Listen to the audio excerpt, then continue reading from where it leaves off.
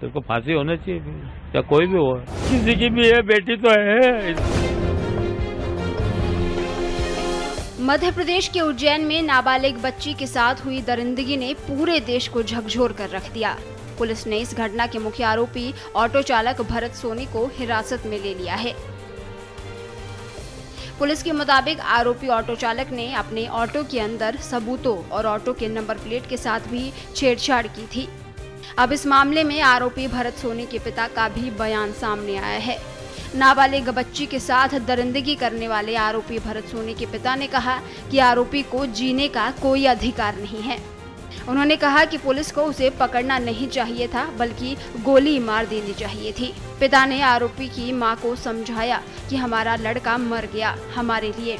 उन्होंने बताया कि हमारे घर के अंदर भी 2 बहू हैं, वो उनके साथ भी गंदा काम कर सकता था, उसने बहुत गंदा काम किया है। आरोपी के पिता ने बताया कि उन्हें बहुत शर्म आ रही है, उनके बेटे ने बहुत खराब काम किया है और उन्हें कहीं का नहीं छोड़ा। उन्होंने बताया कि उनके एक बेटे की मौत हो गई थी, ऑटो की किश्त भरनी थी, इस कारण उन्होंने आरोपी भरत को ऑटो चलाने को कहा था। उन्होंने कहा, दुख तो बहुत है, मैं क्या करूं, मैं तो मर जाऊंगा, मेरी बीवी क्या करेगी, वो भी मर जाएगी, हमको घर के बाहर बैठने में शर्म आ रही है।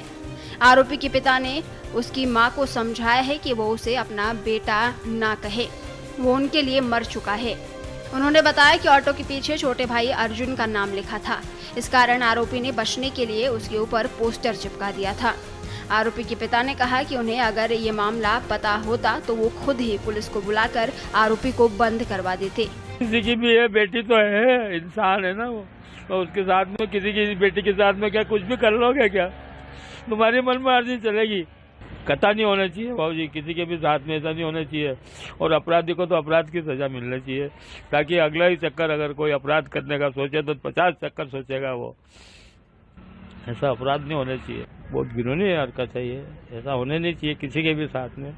बेटी किसी की भी हो, ये तो मानव की है ना, किसी भी धर्म की बेटी है वो, हमारी बेटी है वो।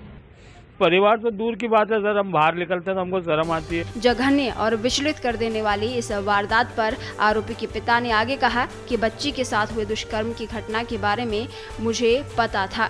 मैंने अपने बेटे से इस बारे में चर्चा की थी कि उज्जैन शहर में एक बच्ची के साथ गलत हुआ है, पर वो कुछ नहीं बोला। वो रोजाना की तरह ही खाना पीना नहाना सोना करता रहा, उसने किसी को शक तक नहीं होने दिया।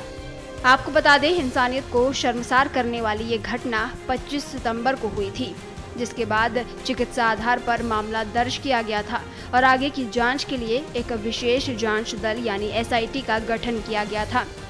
पुलिस ने जांच शुरू की और सभी उपलब्ध तकनीकी साक्ष्य एकत्र किए, जिसके आधार पर राकेश मालवीय नाम के एक ऑटो चालक को हिरासत में लिया गया।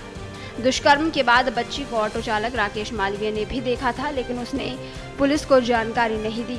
इस पर उसके खिलाफ भी कार्रवाई की जा रही है।